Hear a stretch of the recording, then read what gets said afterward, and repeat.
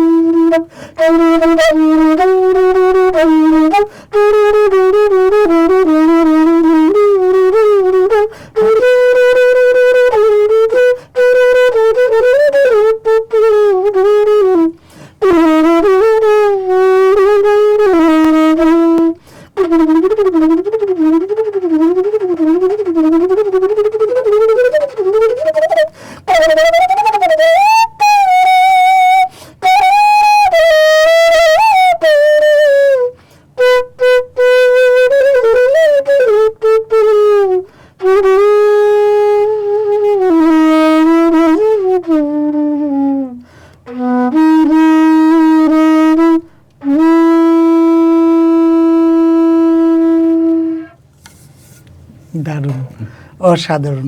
এই যে আপনি বললেন বাঁশির সাথেই আপনি মানে জন্মলগ্ন থেকেই পথ চলা, আপনার এই বাঁশির সাথে পথ চলার সময় কখনো কি বাঁশিবিহীন কাটছে, এমন কোনো স্মৃতি আছে?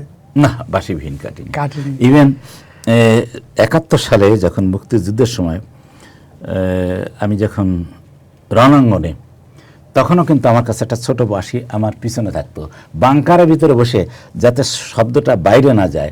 আমার বন্ধুরা আমাকে বলতো, বা আমার সাথীরা যারা ছিল আমার, তারা বলতো যে আস্তে করে বাজাও, যাতে সাউন্ড যাবে না, এরকম করে আমরা ব্যবস্থা করতেছি তখনও মুক্তিযুদ্ধের সময়। ওয়াও, বাঁশি আপনার জীবনের সাথে তাহলে ওতপ্রোতভাবে একদম, জড়িত একদম, এখনো একদম। পর্যন্ত। যেহেতু আপনি একেবারে এই পরিবার, সংস্কৃতি পরিবার, আমি শ্রদ্ধায় মাথা অবনত করে ওনার নাম নিচ্ছি, ফরিদা পারভিন ম্যাম। এই যে দুজন মিলেই আপনারা সংস্কৃতির বিভিন্ন দিক বিদিক বেরিয়ে চলছেন, আমি ওনার সম্পর্কে একটু কিছু শুনবো। ওনার সম্পর্কে কি বলবো, উনি তো বাংলাদেশে শুধু না, সারা পৃথিবীর অন্যতম শ্রেষ্ঠ একজন শিল্পী। শুধু লালন সঙ্গীতের শিল্পী বললেই হবে না, উনি নজরুল, ক্লাসিক্যাল সবই করেছেন, আধুনিক গান, দেশের গান, যেটা গেয়েছেন উনি সেটা সুন্দর। আর তার সাথে আমার যেটা ছিল, সে তো আমার স্ত্রীও, কিন্তু তার সাথে আমার যে সঙ্গীতের সম্পর্ক, সেটা ছিল একেবারে সুরের সাথে সুরের মেলবন্ধন, সুরের সাথে মেলবন্ধন, কণ্ঠ, আপনি বাঁশি। এবং বাঁশি, এবং এইটা সারা পৃথিবীতে একটা যুগল হিসেবে, মানে যে বাঁশি এবং সঙ্গীত, যে দুইটা একক কম্বিনেশন, একে মানে অপরের পরিপূরক হতে পারে এবং সুন্দর হতে পারে, এবং এইটা যে সারা পৃথিবী একটা অন্য জায়গায় নিয়ে যেতে পারে, সেটা আমার এই বাঁশি এবং ফরিদা পারভিনের গান।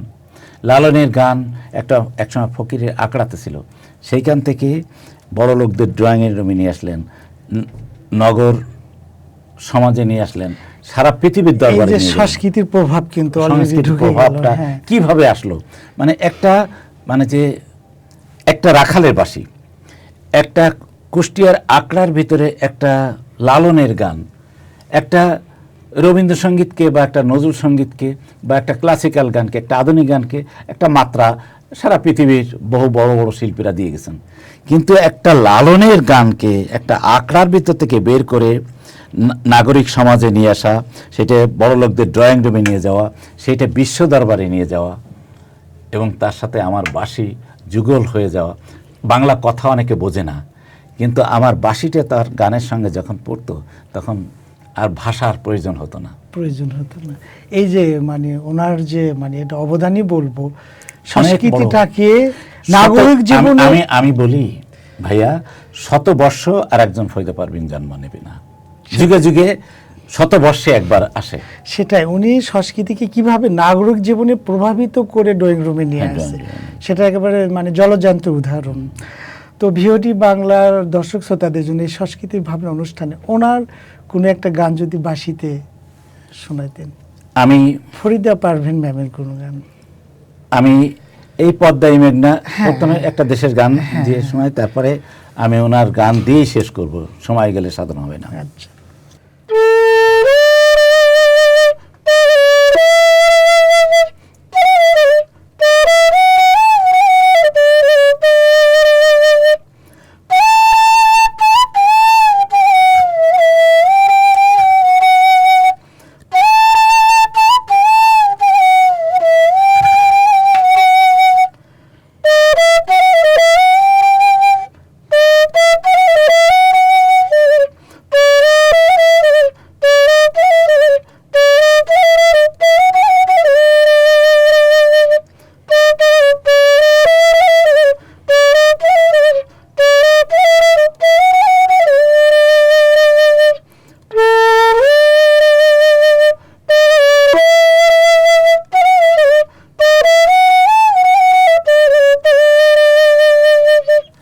এই গানটা এতই সারা পৃথিবীব্যাপী, এতই সাধারণ মানুষের মুখে মুখে, গ্রামে গঞ্জে, হাটে মাঠে ঘাটে, যেটা কল্পনা করা যায় না। এই গান কি বলবো, মানে বিদেশিরাও যখন মানে যে আমাদের দেশে কোনো ডেলিগেটস আসে তখন কিন্তু তারা অর্কেস্ট্রাতে তারা এই গানটা বাজায়। তার মানে কি পরিমাণে জনপ্রিয়তা পেয়েছিল এই গান। আপনারা যেভাবে সংস্কৃতিকে বিভিন্ন জায়গায় নিয়ে গেছেন, এই যে সংস্কৃতি ধারাবাহিকতা বা নিয়ে যাওয়ার ক্ষেত্রে আপনাদের মানে আপনি ফরিদে ম্যাম উভয়ে আপনাদের কি প্রতিবন্ধকতা? অনেক অনেক অনেক এগুলো অনেক যদি একটু হাজারো বলতেন। হাজারো প্রতিবন্ধকতা। হ্যাঁ, এই প্রতিবন্ধকতা আমি আমি আমি একটা কথা বলবো, এই কথাগুলো আমার মনে হয় ফয়দা পারভিন যখন এই লালনের গান গাওয়া শুরু করলো তখন বহুত দেশের বহুত বুদ্ধা এবং বহুত জ্ঞানীগুণী মানুষ, আমি উগ্র সাম্প্রদায়িকতার বীজ যারা এই দেশে বপন করেছে তারা শুধু একটা কথা বলেছে, বেদাদি গান। বেদাদি গান, লালনের গান আছে বেদাদি, সেই গান যারা গায় সে কোনোদিন বেহেশতে যাবে না, অমুক যাবে না। তখন ফয়দা পারভিন একটা কথা বারবার বলেছে, আপনার বেহেশতে নিয়ে আপনি থাকেন, আমার দোজক নিয়ে আমি থাকি, কিন্তু কে দোজকে যাবে আর কে বেহেশতে যাবে ওটা নির্ধারণ করবে একমাত্র আল্লাহ পাক। কারো কোনো সৃষ্টিকর্তা জানেন কাকে কোথায় নিতে হবে। সুতরাং আপনাদের কারো কোনো কথায় আমি তো এই গান ছাড়ব না। লালনের গান আপনি জানেন কিনা, ইউনেস্কো জরিপে ভাব সঙ্গীতের শিরোমণি হচ্ছে লালন ফকির। লালন ফকির। হ্যাঁ, ইউনেস্কো জরিপে। এবং সারা পৃথিবী লালনের গানকে সারা পৃথিবীময় করে ফেলেছে লালন ফকির এবং ফরিদা পারভিন। যতটুকু জানি উনি জাপানেও ফুকুওকা অ্যাওয়ার্ড পেয়েছেন 2008 সালে, এশিয়ার নোবেল বলে খ্যাত। তার 4 বছর পরে আবার এআর রহমান পেয়েছে ভারতবর্ষে। তো এই এত বড় অনার খুব কম লোকে পেয়েছে জীবনে।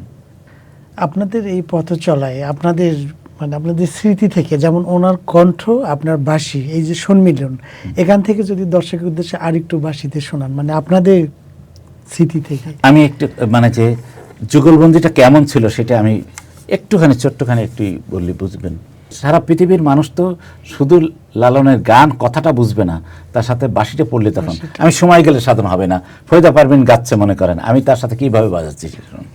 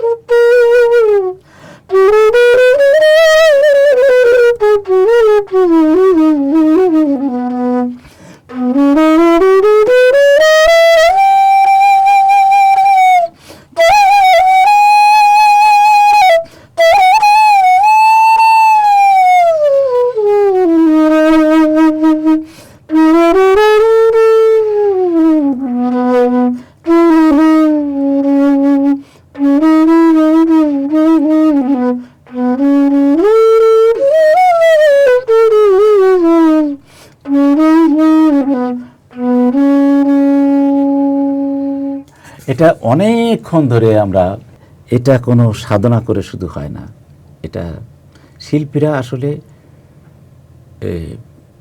এক জীবনে শিল্পী হওয়া যায় না। এটা অন্য জন্মে হয়তো বা শিল্পী ছিল, শিল্পী কিন্তু একেবারে ঈশ্বরের বা আল্লাহ পাকের অভিপ্রায় ছাড়া শিল্পী হওয়া যায় না। তো দেশ নিয়ে তো অনেক কিছু শুনলাম, দেশ নিয়ে যদি আরেকটু আপনি বাঁশির মূর্ছনায় দর্শকদের উদ্দেশ্যে শোনাতেন দেশের। গাজী ভাইয়ের একটা লেখা, অবশ্যই, একবার যেতে দেন আমার ছোট্ট সোনার গায়ে। হ্যাঁ, কাজী মাজহারুল আনোয়ার সাহেবের।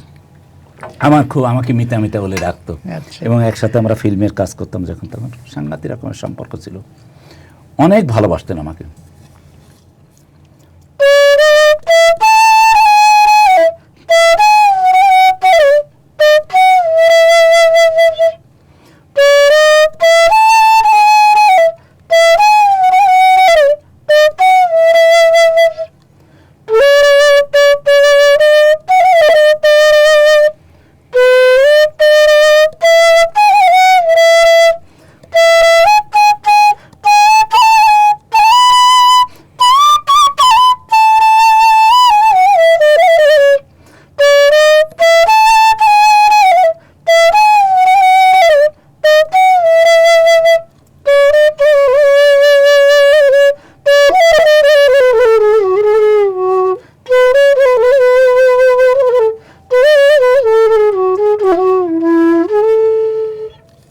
অনেক বসে বাজাবার সময় নেই, আমাদের সময় খুব অল্প, যার কারণে ছোট ছোট করে। এই যে আপনারা বললেন এই প্রাপ্তি অপ্রাপ্তি মানে অনেক কিছুই পাচ্ছেন, তারপরেও কি মনে হয় যে কোনো কিছু অপ্রাপ্তি আছে?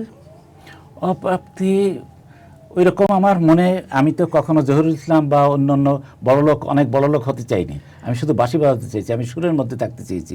কিন্তু একটা অপ্রাপ্তি আছে, যখন দেখি এই দেশটা মানে রাজাকাররা কুড়ে কুড়ে খাবে, এই দেশটা আমার অপসংস্কৃতিতে ভরে যাবে, মানে আমি আমার সুরে আমি কথা বলতে পারবো না, আমার মনের কথা আমি বলতে পারবো না, আমি আমার মতন করে গাইতে পারবো না, আমি আমার মতন করে বাঁশি বাজাতে পারবো না, তখন আমার খুব কষ্ট লাগে। এবং আমি যার যার ধর্ম সেই সে পালন করবে, কিন্তু সংস্কৃতি আমাকে অনেক দূর জন্য নিয়ে যায়। এখানে কোনো কম্প্রোমাইজ চলবে না। আমার হাতের বাঁশিটা কেউ কেড়ে নিতে পারবে না। এইটি আমার অধিকার, এটা আমার অধিকার, এটা আমার অহংকার, এটা আমার অর্জন। সুতরাং আপনি কেড়ে নেবেন কেন? আপনি কে? এই যে বললেন আমার অর্জন, মুক্তিযুদ্ধের সময় বাঁশিটাই আপনি সাথে ছিল। অবশ্যই ছিল, এবং সেই রাইফেল সময় যেমন চালাইছি, বাঁশি বাজাতেন। সেই সময় রক্ষী বাহিনী আমাকে ধরে নিয়ে, আমি 73-তে, আপনারা জানেন কিনা জানি না, এটা অনেকেই জানে, রক্ষী বাহিনী আমাকে ধরে নিয়ে আমাকে বলেছিল এই ছিদ্রের ভিতর দিয়ে, ওই যে এসএমজির আমাকে ছিদ্র দেখা দেখে আমাকে বলে কি, বাঁশি বাজাও, এইটার ভিতর দিয়ে বাঁশি বাজাবো, এই অনেকগুলো ছিদ্র। আমি তো 71 সালে মরেই গেছিলাম, আমাকে তো সবাই বলতো, তার আমার মাথার দামও তো হয়েছিল অনেক। এই যে মুক্তিযুদ্ধে আপনি এই বাঁশির মাধ্যমে সংস্কৃতিকে নিয়ে গিয়ে, সংস্কৃতিকে তুলে ধরে যুদ্ধ অর্জন করে মানে বিজয় করে নিয়ে আসছেন। এই যে সংস্কৃতি শেখানোর সেই সময় বাঁশির মাধ্যমে কি করতেন, মানে কি জাতীয়?